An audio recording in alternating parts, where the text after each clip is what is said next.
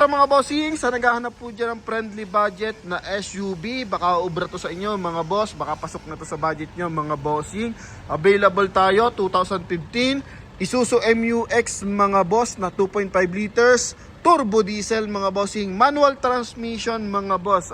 Ito po is naka R15 na ang mags, naka 6 stud. Alam naman natin syempre pag Isuzu MU-X yan mga bossing, napakatibay niya pagdating sa diesel engine. Okay, talaga namang literal na subok na to mga bossing ha. Mileage nito is 80,411 km, naka 2 din AG system. Tingnan mo naman yung mga upuan yan mga boss. Oh, unat na unat pa yan mga bossing. So ikutan lang natin ang bahagihan mga boss, para nang sa ganon masulya pa natin ang bawat sulok na ito mga bossing ha. Okay, 100% na hindi to binaha at walang basag yung mga taillight niyan mga bossing. May built-in reverse parking camera pa yan mga boss. Oh, ito yung kanyang likuran mga bossing. Kulay white yung ating unit, pati stepboard, unat yan mga bossing. May mga minor concern lang tayo dito mga boss. Then sa price mga boss, ang price nila dati dito 665,000. Pero for now, binibigay na to sa promote page buyer sa halagang 625,000. Kasama na dyan yung transfer of ownership. So sa mga interesadong malaman kung anong meron dito, anong mailalait natin dito mga boss, so eto na mga bossing ha. Okay, front area muna tayo mga boss. Coding na ito is Thursday, ending 7 yan mga bossing. Kita mo naman, naka-projector headlight yan mga bossing. Oh, kisig ng datingan mga boss. Yan ha, walang basag yung headlight yan mga bossing. So ito is walang fog light. I think ito ata yung base model. Pero kung tinitingnan mo dito, is tibay ng makina mga bossing. At saka transmission, ito na po talaga yon mga boss. Wala nang iba. Isuzu MU-X mga bossing sa halagang 625,000 mga boss, talagang panalo ka na dito mga bossing ha. Yan. So wala naman siya mga dent or major na gas-gas mga bossing pagdating sa hood, sa kanyang front bumper mga bossing. So dito sa kanyang front area, naka combination color, bonnet type mga bossing. Yan, ito yung ating ABS plastic na scratch free.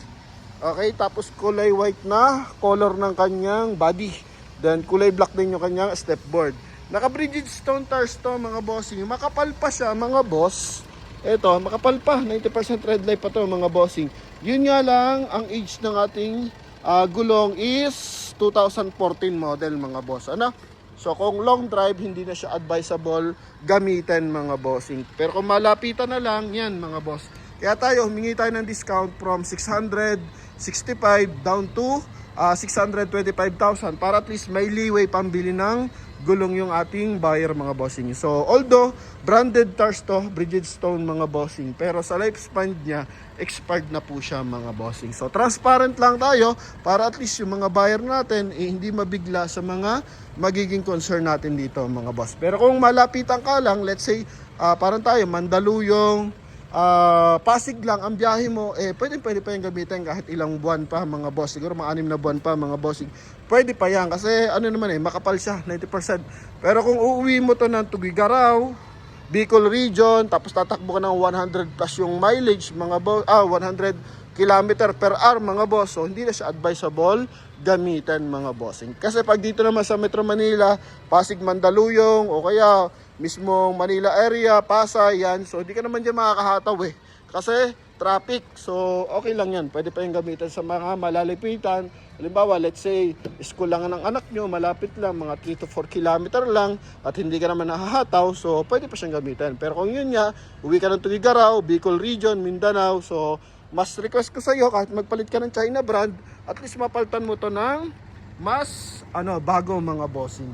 Okay, yan. So may nakukuha naman dyan mga bossing, like nung ating buyer, uuwi siya ng Pagudpod, nabili sa atin yung Fortuner na 2011 na gasolina. So yun, nagpatulong lang siya sa akin, bossing, samahan mo lang ako kung saan tayo makakabili ng gulong mga boss, kasi nga galing New Zealand siya, is kailangan niyang palitan yung gulong kasi nga 2012 din yung gulong niya mga boss. So yun, malaking tulong naman yung pinagkatiwala sa atin ng buyer, yung ganun senaryo. Sinamahan natin, nagpalit lang siya ng Arrivo tires, although parang nasa 4,000 ata, 5,000 isa mga bossing, na highway tires, kasi dalawang klase yan, all terrain yung malalaki spike, pag ganitong klase highway tires yan mga bossing, no? Pag all-terrain yung pang mga off-road, ganun. Kaso pag nasa highway yon, medyo maingay mga boss. So additional info na lang yan para sa ating mga viewers and buyers.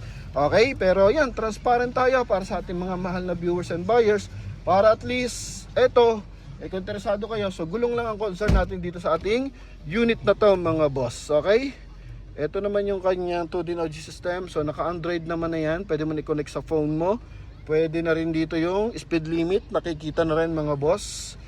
And ito yung ating meter cluster. So kulay black yung kanyang panel mga bossing, tsaka kulay white mga boss. Busina, ito yung busina, naka-upgrade na rin mga bossing. Pero wala siya mga controls kasi nga most likely naman sa MUX kahit mga modelo, madalang yung may mga controls. So laking bagay naman yun para maiwasan yung istorbo kapag nagbabiyahe ka mga boss. So yun nga lang, dito nag-upgrade na. So bago ka mag-travel, set up mo muna yung sound setup mga bossing, no? Yan, then naka dual airbag to, syempre mga bossing. 5-speed manual transmission. Buksan natin yung mga window. Medyo mga hapon na kasi mga boss eh. So hoping makita pa. Dito tayo magpo 0.5 pero hoping makita yung ating, try nating mag mga boss. Hindi tayo makakapag ilaw mga bossing eh, no? Ayan, so eto mga boss yung upuan niya. Lapitan na lang natin mga bossing, oh. Unat na unat pa yan mga boss. So walang mga punit. Oh, walang mga punit yan mga bossing. Pati dito yung mga phone niya maayos na maayos pa. Oh, ha? Sa side naman maayos din mga bossing, ha? Walang mga masyadong gas-gas o mga dismantle na panel mga bossing, wala naman mga boss. Dito rin sa kabilang side na to. Oh, even yung mga switch natin mga boss, central locking, window, maayos naman mga boss. Yan, mga window natin maayos. Okay. Ito yung second row. So ito nga lang, naka-manual yung ating mga bintana. Pero basically lang naman yan mga boss. Advantage ng mga ganito, so mas matagal yung lifespan kasi nga manual lang mga bossing. So kung gusto mo basic car lang, eto panalo mga boss, napakatibay ng makina. Isuzu MUX to mga bossing, ha. Naka-central lock pala. I-unlock natin mga boss. Okay, dito naman mga konting gas-gas lang sa rubber panel mga bossing. Ito yung kanyang second row. So even second row mga bossing, may armrest din yan, may cup holder, pero tingnan mo naman ang tela niyan. Oh, grabe mga bossing. Although 2015 modelo pa rin, pero as in presentable pa rin mga boss, no? Kasi may mga 2015 na hindi na ganito kasariwa mga boss. Naka 3M tint din siya mga bossing, ha? Sa gulong R16, so pwede kayo magpalit dyan hanggang R18 mga boss. No, pwede kayo mag-upgrade ng gulong kung gusto niyo pagandahin pa yung forma ng ating Isuzu MUX na to mga bossing, ha. Built-in reverse parking camera. So dun to lalabas sa monitor natin mga boss, ha. Tapos ito yung ating mga tail light, magkabila ang side, wala man siyang basag mga boss. Oh, ha. Then dito kung gusto niyo upgrade yung mga ganito, yung mga door panel na accessories, so pwede rin naman bili kayo ng mga chrome sa mga modelong unit na kapares na ito, so pwede naman siya ipalit. Then tingnan mo naman yung kanyang upuan sa likod mga boss, sobrang haba, no? So MUX talaga ang pinakamahabang ganito mga boss. Talaga naman kahit long drive, even nasa likurang pasahero, hindi mangangalay sa sobrang haba mga bossing. Bukod pa dyan yung kanyang headrest mga bossing. Ito may headrest niya, no? Tanggalan natin 0.5. Oh, kisig ng headrest yan mga boss, parang hindi nagagamit mga bossing. Oh. Then once na kailangan mong lagyan ng gamit mga boss, ito yung ating space. Meron din siyang 12 volt socket. 12 volt socket ba to? Ay hindi pala, hanger lang to mga bossing, magkabilaan. Panlock lang ng ating mga gamit mga boss. Ito pala backup lang mga bossing. Okay, kung gusto magpalagay ng 12 volts socket. And sa ceiling mga bossing, naka dual AC. Yung aircon ventilation natin hanggang third row mga boss. May mga hand grip din, cup holder sa side, magkabilaan. Kulay black yung ating mga upuan tsaka sidings. Tapos yung ating upper part ng ating interior, so medyo may pagka beige na may pagka gray mga bossing. So pasensya na kayo, mahina tayo sa kulay. Yan mga boss. Pero dito wala siya mga major concern, mga maliliit lang na gasgas mga boss. Hindi pa nga masyadong kita mga bossing eh. So, sa 2015 model, makinis to mga bossing. Okay? Then, price lang 625,000 mga boss. Oh. Gulong lang. So, inikutan ko na to. Lahat ng gulong makakapal. Ito nga 95 pa to mga boss. Oh. Yun nga lang, spare na 2014 model mga boss. So, binabanggit lang natin yan para sa ating mga mahal na viewers and buyers. So, yun. May leeway na mga boss. Okay? Yan. Ito yung ating window sa likuran. Yan, may central lock naman siya mga bossing. Then, yun lang, pag-adjust ng side mirror. Tapos power fold, yun lang ang wala. Pero lahat yun, mga add-on accessories lang. Pwede rin nating ipakabet kung sakasakali mga boss. Ano? Upuan. Tingnan mo naman ang upuan yan. Mga boss. Oh? Tingnan mo naman yan mga bossing. Doon lang. Siguro sa driver side. Medyo may lundo ng konti. Pero dito, sa front passenger side, sa likuran, goods na goods. Aircon, malamig mga bossing ha. May seal guard ng MUX. Then syempre, check natin yung engine bay. Mahalaga dito, walang mga leak. Yan, so naka-projector yan. Ating headlight.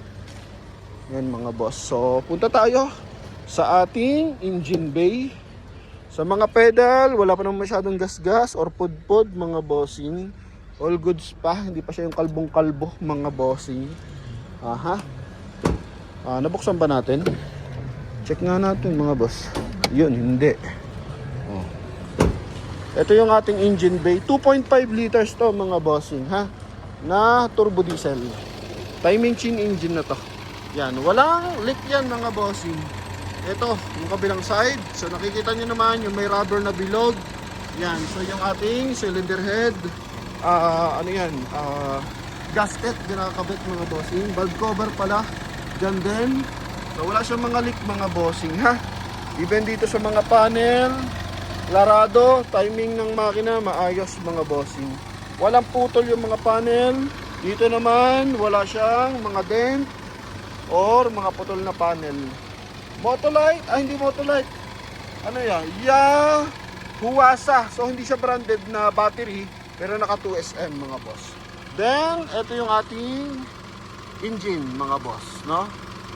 Nandiyan ba? Ay, dito pala sa kabila, sorry.